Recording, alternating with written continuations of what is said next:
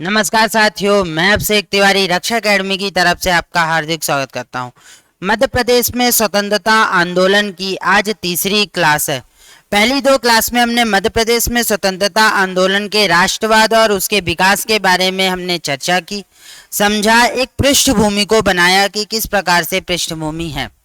आज हम बात करेंगे मध्य प्रदेश में पहले स्वतंत्रता आंदोलन की 1818 का भील आंदोलन या भील विद्रोह, इसके बारे में चर्चा करेंगे कि क्या कारण था, किस प्रकार से हुआ, क्या ये परीक्षा के दृष्टिकोण से ये महत्वपूर्ण है, तो इससे कौन कौन से ऐसे फैक्ट्स बनेंगे या कौन कौन सी चीजें बनेंगी, इन सभी बारों के बारे में आज हम चर्चा करेंगे।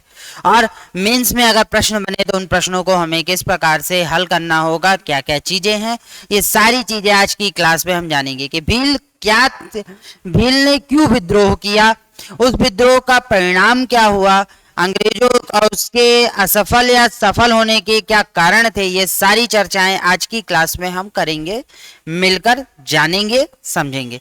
चलते हैं भील विद्रोह के बारे में हम देखते हैं। तो भील आंदोलन जो कि 1818 ईस्वी के समय कहाँ हुआ था? मध्य प्रदेश में हुआ था। अब चूंकि अगर हम बात करें तो मध्य प्रदेश में आदिवासी जनजातियां बहुत ज्यादा हैं, उनमें से एक जनजाति है जो कि क्या है? भील जनजाति है, जो कि मध्य प्रदेश में या वैसे कहा जाए तो भारत में विंध्याचल पर्वत से लेकर दक्षिण में सह्याद्री व पश्चिमी घाट तक का जो रीजन है, इन सभी रीजन्स में क्या पाए जाते हैं? इन सभी रीजन्स में भील पाए जाते हैं। और इन्हीं पहाड़ियों में रहने वाले भील उस समय क्या करते थे? अपनी जमीन के मालिक ये स्वयं होते थे और जो आसपास के सामंत सरदार थे उनको लूट कर अपने जीवन को चलाते थे, बढ़ाते थे। मतलब इनका मुख्य व्यवसाय क्या था? कृषि करना था। और कृषि के साथ साथ ये क्या करते थे? सामंत सरदारों को लूट के, आसपास धनी जमींदारों को लूट कर अपना जीवन व्यतीत करते थे और अपने जीवन को सुचारू रूप से चला रहे थे। और किस क्षेत्र में थे ये? विंध्याचल से लेकर दक्षिण में सह्याद्री पर्वत और पश्चिमी घाट तक फैले हुए थे। आगे बढ़े, आगे चीजों को समझे। तो भील के बारे में हमने एक बेसिक चीजें समझ ली। परिचय अगर बात की जाए तो उत्तर में विंध्याचल से लेकर दक्षिण पश्चिम में सह्याद्री या पश्चिमी घाट तक का अंचल भीलों का पुराना स्थान था। वे अपने स्वयं अपनी जमीनों के क्या होते थे? अपने जमीनों के स्वामी होते थे और धन का जो अर्जन था या जीवन को चलाने का जो एक जीवन गुजर बसर करने का जो एक वो चाहिए था, इन्हें खर्च चाहिए होता था या आय चाहिए होती थी, उनका स्रोत क्या था? इनकी जमीन थी। दूसरा इनका स्रोत ये था कि ये आसपास के जो धनी जमींदार होते थे उन धनी जमींदारों को लूट कर अपनी जीवन को गुजर बसर करते थे। लेकिन क्या हुआ कि जब यहाँ पर मराठाओं ने अपना अधिकार जमाया, जब इन क्षेत्रों में मराठाओं का अधिकार हुआ तो मराठाओं के वो अधिकार होने के बाद जो सामंत सरदार थे वो भीलों को सताने लगे, इनकी जमीनों को छीनने लगे, इनसे कर वसूलने लगे, इनकी बहु बेटियों को ये अत्याचार करने लगे। तो जब इन पर अत्याचार बढ़ने लगा तो एक विद्रोह की और विरोध की भावना इनके मन में पैदा होने लगी। और जब एक विरोध की भावना किसी व्यक्ति के प्रति मन में पैदा होती है तो वह उसके प्रति विद्रोही हो जाता है। उसे हम क्या बोलते हैं? विद्रोही की संज्ञा देते हैं। तो वही चीज ये हुई कि सामंत सरदारों द्वारा इन्हें कई प्रकार से क्या किया गया? सताया जाने लगा। और जब ये सताया जाने लगा तो ये सामंत सरदारों के विरोध में आवाज उठाने लगे। और जब यह उनके विरोध में आवाज उठाने लगे तो इनका क्या हुआ कि इनमें विद्रोह की भावना आने लगी, जो कि कालांतर में धीरे धीरे क्या हुई? आगे बढ़ती जा रही थी। और अंग्रेजों को भी इस विद्रोह का सामना करना पड़ा। क्यों? क्योंकि जब आप किसी व्यक्ति या किसी चीज के लिए शुरुआत से विद्रोह करने लगो या विरोध की भावना आ जाए तो चाहे वह व्यक्ति उस जगह का कितनी बार भी स्वामी बदले, उस जगह का स्वामी कितनी बार भी बदले, हर स्वामी के लिए विरोध की भावना रही आएगी। और अंग्रेज भी दूध के धुले बिल्कुल नहीं थे। उन्होंने भी वही काम किया जो इनके पहले वाले राजाओं ने, जो उनके शासन क्षेत्र में था। तो धीरे धीरे इनके मन में वो गुस्सा फूटा और 1818 में इन्होंने क्या कर दिया? विद्रोह कर दिया। आगे बढ़ते हैं। तो आगे बढ़ने पे हम देखते हैं तो सहला इसके अगर इस विद्रोह के पहले अगर कारणों की बात की जाए तो पहला पॉइंट आपके सामने ये लिखा है कि सामंत सरदारों व अरब सूबेदारों द्वारा किए गए अत्याचार। तो सामंत सरदारों व अरब सूबेदार द्वारा क्या किया गया, जो अत्याचार किए गए वो किस प्रकार के थे कि होता क्या था कि यहाँ पर पहले क्या था, मुगलों का शासन था। तो मुगलों ने क्या कर रखे थे, इस क्षेत्र में गवर्नर बना रखे थे और मुगल भी यहाँ पर क्या करते थे, लूटपाट करते थे, साथ इनकी जमीनों को हथिया लेते थे। क्यों? और इन्हें अपनी जमीन और अपने जंगल से बहुत ज्यादा प्रेम था और ये वहां पर उससे अर्जित आय से ही अपना गुजर बसर करते थे और उसे ये माता की तरह पूजते थे जिस जमीन के ये स्वामी थे। अब मुगल जब आए, मुगल के जो सामंत सरदार आए, उन्होंने क्या किया, उन जमीन पर कब्जा करने लगे। जो वनोपज इनको मिलता था उससे ये कर वसूलने लगे। अगर ये कर देने में थोड़ा सा भी लेट हो जाते थे तो इनकी बहू बेटियों के साथ अत्याचार होता था, लोगों को फांसी पे चढ़ा दिया जाता था। तरह तरह के जो अत्याचार होते हैं वो अत्याचार इनके खिलाफ किए जाने लगे और जब इनके खिलाफ अत्याचार होने लगे तो ये अत्याचार के मारे क्या करने लगे, उस अत्याचार के विरुद्ध अपनी आवाज बुलंद करने लगे और विद्रोह की भावना जन्म लेने लगी। तो सबसे पहले सामंत सूबेदारों और अरब सूबेदारों द्वारा इन पर किए गए अत्याचार। दूसरा पॉइंट क्या है, बाजीराव द्वितीय के पेशवा बनने के कारण जसवंतराव होलकर ने विद्रोह कर दिया तो मराठा सेना ने आकर भीलों की बस्ती उजाड़ दी। हुआ क्या कि जब बाजीराव द्वितीय को पेशवा बना दिया जाता है तो बाजीराव द्वितीय के पेशवा बनने पर जसवंतराव होलकर बहुत ज्यादा खफा हो जाते हैं कि हमें ना बनाकर एक बाजीराव द्वितीय को पेशवा बना दिया गया है। और जब बाजीराव द्वितीय को पेशवा बनाया गया तो ये क्या होते हैं, विद्रोह की इनकी भावना आ जाती है मराठाओं के प्रति। और जब मराठाओं के प्रति विद्रोह की भावना आती है तो ये मराठाओं पे क्या करते हैं, आक्रमण कर देते हैं। और जब मराठाओं पे आक्रमण कर देते हैं तो इनका साथ कुछ भील भी देते हैं। अब जब इनका साथ भील देने लगते हैं तो होता क्या है कि परेशान हो जाते हैं। परेशान कौन होते हैं, मराठा। और मराठा जब इन्हें दबाने आती है, विद्रोह दबाने आती है जसवंतराव होलकर का, तो उसके साथ साथ ये भीलों की कई सारी बस्तियां भी सीधे सीधे उजाड़ देती है।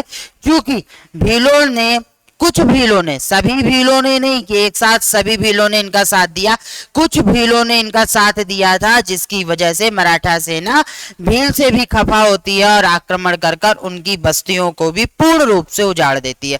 और जब पूर्ण रूप से इनकी बस्तियों को उजाड़ देती है तो यह मराठा के जो भील थे वो भील भी क्या होते हैं, इनके विरुद्ध हो जाते हैं। उसके बाद क्या होता है, 1816 में पिंडारियों ने क्या किया, पूर्वी पहाड़ियों के मुसलमान भील के, अब देखो होता क्या है कि भील जो बसे थे वो पश्चिमी पहाड़ी, विंध्याचल की अगर बात करो तो पश्चिम पहाड़ी और पूर्वी पहाड़ी में बटे हुए थे, दो हिस्सों में बटे हुए थे। अब जब ये दो हिस्सों में बटे हुए थे तो ऑब्वियस सी बात है कि इनके बीच में क्या होगा, आपसी मतभेद होगा और दोनों एक दूसरे के क्षेत्र पर कब्जा करना चाहेंगे। तो पूर्वी पहाड़ी में बसे मुसलमान भीलों ने पिंडारियों का साथ दिया और पिंडारियों के साथ मिलकर इनके साथ क्या कर दिया, पश्चिमी पहाड़ियों के भील पर जुल्म ढाला शुरू कर दिया। अब चूंकि पिंडारी उस समय बहुत महत्वपूर्ण एक कौम थी जो कि एक मिश्रित कौम थी, इसमें क्या थे, मुसलमान भी थे, हिंदू भी थे। ये राजाओं की मदद करते थे युद्ध में, हिंदू राजाओं की मदद करते थे युद्ध में। तो इन पिंडारियों ने क्या किया, ये पिंडारी मुसलमान भीलों के साथ मिलकर पश्चिमी पहाड़ियों में बसे भीलों पर क्या करने लगे, तरह तरह के जुल्म ढालने लगे। और जब इनके द्वारा तरह तरह के जुल्म ढाए गए तो इन्होंने क्या कर दिया, इन्होंने भी विद्रोह की भावना और प्रबल होती गई। तो धीरे धीरे इनके मन में विद्रोह आने लगा कि हमारे देश के लोग ही हमारा भला नहीं चाहते हैं और ये हमें जीने नहीं देंगे, चैन से जीने नहीं देंगे। तो अगर ये हमें चैन से जीने नहीं दे रहे हैं तो हमें कुछ ऐसा करना पड़ेगा कि हम चैन से सुकून से जी सकें। तो आत्मरक्षा और विरोध दोनों जब आया तो इन्होंने सशस्त्र विद्रोह करने की ठान ली। और दूसरी चीज क्या हुआ कि बाद में क्या हुआ कि जब अंग्रेजों के अंतर्गत या क्षेत्र आ गए तो अंग्रेजों ने क्या किया, अंग्रेजों को तो सीधे सीधे क्या था, भारत से लाभ कमाना था। तो इन्होंने क्या किया, कृषि में वृद्धि कर दी, कृषि कर में वृद्धि कर दी, और कृषि कर में वृद्धि हुई तो उस वृद्धि का क्या हुआ, भीलों में असंतोष की भावना को भी इन्होंने बढ़ा दिया। भीलों में क्या हुआ, असंतोष की भावना बढ़ना शुरू हो गई, और जब इनमें असंतोष की भावना प्रबल रूप से बढ़ने लगी तो ये विरोध में उतर आए, अंग्रेज अधिकारियों को इन्होंने मारना शुरू कर दिया। और यहीं से भील विद्रोह की एक पृष्ठभूमि बननी शुरू हो जाती है, जो कि भील विद्रोह की पृष्ठभूमि जो बनी, जो कि 1818 में प्रबल रूप ले लेती है। और जब यह प्रबल रूप 1818 में लेती है तो फिर भी इसे हम क्या कहते हैं, भील विद्रोह की संज्ञा देते हैं। आगे बढ़े। जब तक खानदेश का प्रांत अंग्रेजों के हाथ में आया तब तक उपरोक्त कारणों के परिणाम स्वरूप भीलों में विद्रोह की भावना जागृत हो चुकी थी। जब खानदेश का प्रदेश भीलों, अंग्रेजों के खानदेश मतलब बुरहानपुर, वर्तमान में बुरहानपुर वाला जो रीजन था, वो जब भीलों और अंग्रेजों के अंतर्गत आया तब तक भीलों के अंदर इन सभी कारणों की वजह से विद्रोह की भावना प्रबल रूप से जन्म ले चुकी थी। अब उनके मन में सीधे सीधे था कि अब मुझे विद्रोह तो करना ही करना है, अब मुझे जो भी आए, जो भी क्षेत्र का शासन संभाले, क्षेत्र की व्यवस्था संभाले, उसके खिलाफ मुझे विद्रोह करना है, क्योंकि सभी एक जैसे हैं। तो होता क्या है कि 1817 में बुरहानपुर में एक भीलों का विद्रोह हुआ। अंग्रेजों ने इस विद्रोह के पीछे पेशवा के मंत्री त्र्यंबकप का हाथ बताया। अंग्रेजों ने भीलों के दमन के लिए सक्रिय कदम उठाए, परंतु भीलों को विद्रोह को कुचलने में नाकाम रहे। क्यों? क्योंकि इसका मुख्य कारण क्या था कि भील कहाँ रहते थे, जंगल में, पहाड़ियों में। अंग्रेजों को उन पहाड़ी क्षेत्रों का उतना समुचित ज्ञान नहीं था जितना ज्ञान भीलों को था। भील वहाँ के वातावरण, वहाँ की परिस्थितियों, वहाँ की कठिनाइयों से परिचित थे, जबकि अंग्रेजी सेना वहाँ की कठिनाइयों से परिचित नहीं थी। रास्ते में उसे प्राकृतिक और कृत्रिम सभी तरीके की कठिनाइयों का सामना करना पड़ा, जिससे भील हमेशा से अंग्रेजों से क्या रहे, अजेय रहे। अंग्रेज कभी भी भीलों को कुचल नहीं पाए, दबा नहीं पाए। ये हमें हमेशा देखने को मिलेगा। अब भीलों ने क्या किया, भीलों ने जब विद्रोह किया अंग्रेजों के खिलाफ तो उन्होंने दो चीजों को अपना चिन्ह बना लिया। भीलों ने अपनी एकता के लिए दो चिन्हों को अपना क्या बना लिया, दो चीजों को अपना चिन्ह बना लिया। पहला चिन्ह उन्होंने बनाया लाल कमल का फूल। लाल कमल का फूल वो क्यों देते थे? लाल कमल का फूल वो इसलिए देते थे, एक सेना से दूसरी सेना को देते थे, और अगर सेना ने उस फूल को एक्सेप्ट कर लिया, सेना के किसी व्यक्ति ने, अगर सेना के सेनापति ने भी उस फूल को एक्सेप्ट कर लिया, तो अर्थात वह सेना या वह सेनापति भीलों के साथ मिलकर युद्ध में अंग्रेजों के खिलाफ युद्ध लड़ेगा। मतलब अंग्रेजों को सेना से जोड़ने के लिए कमल का फूल दिया जाता था लाल कलर के। वहीं गांव से गांव को मिलाने के लिए, गांव से मिलाने के लिए और सभी गांवों को एकजुट करने के लिए रोटियां दी जाती थी। रोटी, अगर एक गांव के द्वारा दी गई रोटी को दूसरे गांव के लोग खा लेते थे, मतलब वह लोग अब इस गांव के साथ मिलकर विद्रोह का सामना करेंगे। विद्रोह का सामना नहीं, विद्रोह करेंगे। किसके खिलाफ? अंग्रेजों के खिलाफ। तो लाल कमल का फूल क्या था कि एक सिपाही दूसरे सिपाही को देता था, जिसका अर्थ है सिपाही बलिदान के लिए क्या है, तैयार है। वहीं रोटी, एक गांव दूसरे गांव तक जिस गांव के लोग चपाती खा लेते थे, तो उसका मतलब था कि पूरा गांव विद्रोह के लिए क्या हो चुका है, तैयार हो चुका है। तो भील विद्रोह में इन्होंने क्या किया, राष्ट्रीयता के लिए दो चिन्हों को नियत किया। पहला चिन्ह था क्या? पहला चिन्ह था लाल कमल का फूल, जो एक सिपाही दूसरे सिपाही को देता था। दूसरा था रोटी, जो एक गांव वाला दूसरे गांव वालों को देता था। और इसमें एक कमल का फूल जब दूसरे को दिया जाता था तो इसका अर्थ होता था वह सिपाही विद्रोह में बलिदान देने के लिए सहर्ष है। और रोटी देने का मतलब क्या था कि पूरा गांव विद्रोह के लिए तैयार है, यदि वह रोटी उस गांव द्वारा एक्सेप्ट कर ली जाती थी। आगे बढ़ते हैं, चिन्ह भी हो गया तो अब आगे बढ़े। अब क्या हुआ, राष्ट्रीयता की अलग जगाने में, इस विद्रोह में राष्ट्रीयता की अलग जगाने में किसका भी महत्वपूर्ण स्थान रहा, साहित्य का महत्वपूर्ण स्थान रहा।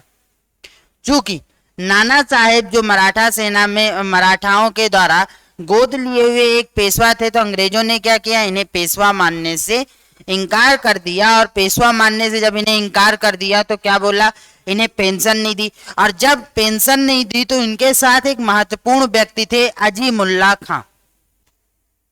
अजीमुल्ला खां इनके एक वकील थे जो इनके साथ ब्रिटिश गए थे क्या करने, इनकी पेशवा का केस लड़ने, मतलब पेशवा के लिए जो पेंशन की केस होता है उसको लड़ने के लिए। लेकिन जब वहां पे इन्होंने इस चीज को देखा तो ये इनके साथ मिलकर, नाना साहब के साथ मिलकर क्या करने लगे, नाना साहब के साथ मिलकर विद्रोह में लोगों को जोड़ने लगे।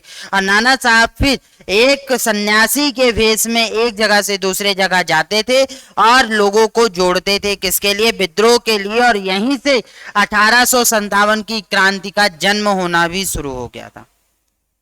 और इसी समय कानपुर में विद्रोह करते हैं नाना साहब।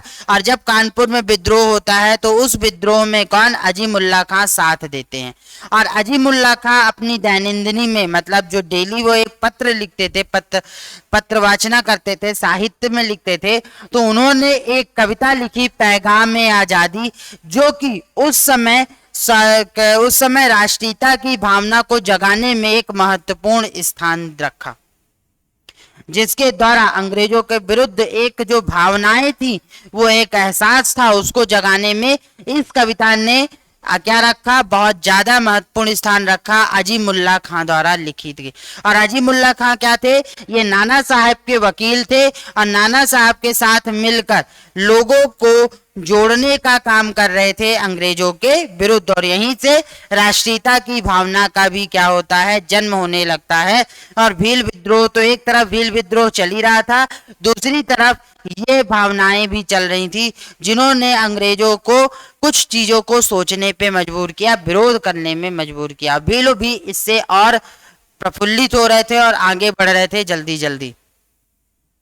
तो कुछ पंक्तियां इस भील विद्रोह पैगाम आजादी की लिखी हुई है। हम हैं इसके मालिक, हिंदुस्तान हमारा, पाक वतन है कौम का जन्नत से भी प्यारा, आज शहीदों ने है तुमको अहले वतन ललकारा, तोड़ो गुलामी की जंजीरें बरसाओ अंगारा, हिंदू मुस्लिम सिख हमारा भाई भाई प्यारा, यह है आजादी का झंडा इसे सलाम हमारा। ये जो कविता उन्होंने लिखी थी, ये कविता बहुत ज्यादा लोगों के सामने प्रचलित हुई। लोगों ने कई बार, लोगों की जुबानों पे ये इस तरीके से इस कदर रटी हुई थी कि हर वह व्यक्ति जो राष्ट्रीयता की भावना को जानता था वह इस कविता को गुनगुनाता रहता था। और इस कविता ने राष्ट्र की भावना को जगाने का काम किया। और इस कविता में आप एक ध्यान से देखोगे तो राष्ट्रीयता के लिए सीधे सीधे था कि हम अंग्रेजों के खिलाफ खड़े हो रहे हैं और लड़ेंगे। तो इस कविता ने भी क्या किया, बहुत ज्यादा महत्वपूर्ण स्थान दिया किसमें, राष्ट्रीयता की भावना को बढ़ाने में।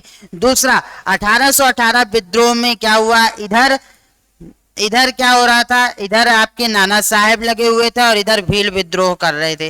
तो अंग्रेजों के पास इतना समय ही नहीं था कि वो किसको तरफ जाएं और किसे पकड़ें किसे रोकें। तो ये विद्रोह की भावना बढ़ती ही चली गई और अंग्रेज कभी भी भीलों को दबा नहीं पाए। इसकी वजह से भील विद्रोह के सफल या असफल होने की कोई कहानी नहीं मिलती अपने को। क्यों नहीं मिलती, क्योंकि भील लोग को अंग्रेज कभी भी पूर्णतया रूप से नहीं दबा पाए। एक क्षेत्र में भील विद्रोह करते थे तो दूसरा क्षेत्र खड़ा होता था, दूसरे क्षेत्र में विद्रोह होता था तो दूसरा वाला क्षेत्र खड़ा हो सकता था। तो अंग्रेज अधिकारी परेशान हो चुके थे और भील विद्रोह कहाँ करते थे, पहाड़ों में, अपने क्षेत्रों में।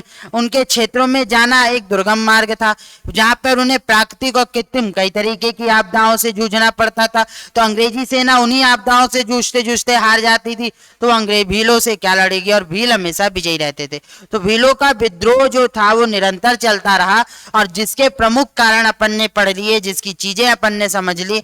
और यही एक कहानी, ये कविता भी हमने समझी कि हम हैं इसके मालिक, हिंदुस्तान हमारा, पाक वतन है कौम का जन्नत से भी प्यारा, आज शहीदों ने है तुमको अहले वतन ललकारा, तोड़ो गुलामी की जंजीरें बरसाओ अंगारा, हिंदू मुस्लिम सिख हमारा भाई भाई प्यारा, यह है आजादी का झंडा, इसे सलाम हमारा।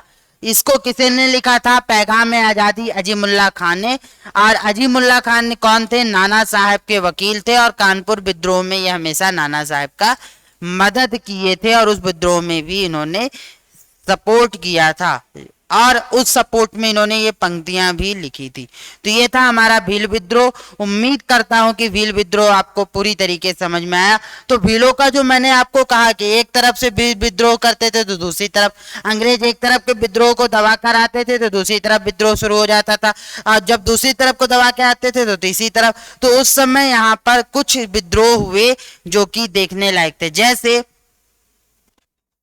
जैसे पहला विद्रोह हुआ 1831 में। 1818 के बाद अगला जो विद्रोह हुआ 1831 में, धार राज्य के जो भील विद्रोह थे उन्होंने विद्रोह कर दिया। तो ये आपके प्री पॉइंट ऑफ व्यू से है कि धार राज्य के भीलों ने विद्रोह कब किया था? 1831 में। दूसरा 1846 में किसने किया? मालवा के भीलों ने विद्रोह कर दिया। और इसी बीच में 1842 में क्या हुआ था? बुंदेला विद्रोह हुए थे। 1852 में खानदेश यानी बुरहानपुर के भीलों ने विद्रोह कर दिया अंग्रेजों के खिलाफ। और उसके बाद 1857 में भागोजी तथा कजर सिंह के नेतृत्व में भी विद्रोह हुआ, जिसे हम 1857 की क्रांति से जोड़कर देखते हैं। तो भीलों के कुछ महत्वपूर्ण विद्रोह ये थे जो उस समय हुए। 1831 में धार राज्य का, 1846 में मालवा के भीलों ने विद्रोह किया, 1852 में खानदेश के भीलों का विद्रोह था, 1857 में भागोजी तथा कजर सिंह के नेतृत्व में जो विद्रोह हुआ। ये सभी विद्रोह किस समय हुए थे? उसी समय भीलों द्वारा किए गए थे। और इन सभी विद्रोह में ऐसा था कि अंग्रेजों को पूर्ण सफलता नहीं मिली इन्हें दबाने के लिए। तो इनके सफल या असफल होने के कोई भी प्रमाण नहीं मिलते कि ये विद्रोह सफल हुए थे कि ये विद्रोह असफल हुए थे। पर हाँ, अंग्रेजों की रातों की नींद जरूर इन्होंने उड़ा दी थी। और अब लास्ट में आज की क्लास यहीं पे खत्म करते हैं। यदि इस क्लास को आपको पसंद आ रही है तो वीडियो को लाइक करना बिल्कुल मत भूलिएगा और शेयर करना मत भूलिएगा। दूसरी बात, यदि आपको लगता है कि आपके हमारे द्वारा किया जा रहा प्रयास, आपको पढ़ाया जा रहा प्रयास आपके लिए सार्थक है तो चैनल को सब्सक्राइब कीजिए। और इस क्लास के नोट्स आपको रक्षा एकेडमी के टेलीग्राम चैनल पर मिल जाएंगे। अब बात की जाए आगे की, तो आगे आपको नेक्स्ट क्लास जो मिलने वाली है वो मिलेगी 1842 का बुंदेला विद्रोह। हो सकता है यह क्लास एक लेक्चर में कंप्लीट हो जाए, हो सकता है यह क्लास 2 पार्ट में जाए। तो अब जो हम 1818 के बाद अगले विद्रोह की बात करेंगे, जो मध्य प्रदेश में एक बड़ा विद्रोह था अंग्रेजों के खिलाफ, वो था 1842 का बुंदेला विद्रोह। और ये क्लासेस आपको रेगुलरिटी में इसी समय पर यूट्यूब पर फ्री ऑफ कॉस्ट डिलीवर की जाएंगी, जिनके द्वारा आप मेंस और प्री की बात कर सकते हो। तो भील विद्रोह अगर आपको मेंस में लिखने को आएगा तो भील विद्रोह आपको आएगा कि भील विद्रोह पर संक्षिप्त टिप्पणी कीजिए। भील विद्रोह पर संक्षिप्त टिप्पणी कीजिए। पहला आएगा, ये आएगा आपका 5 मार्कर में। दूसरा, भीलों के मध्य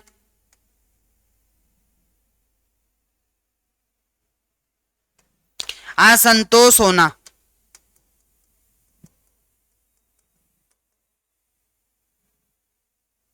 असंतोष होने के क्या कारण है? क्या कारण है? और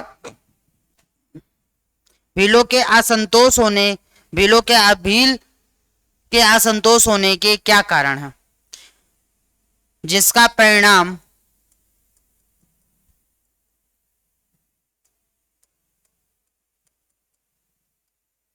(1818) का भील विद्रोह था।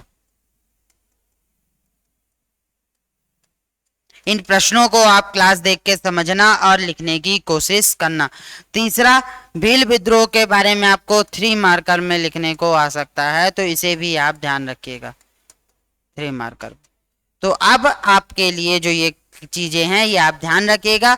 इस क्लास को समझने के बाद इन प्रश्नों के उत्तर जरूर लिखिएगा, क्योंकि यही आपको एक सही और सुटेबल उत्तर लिखने के लिए प्रेरित करेंगे और पेपर में अगर आते हैं तो आपसे बनेंगे।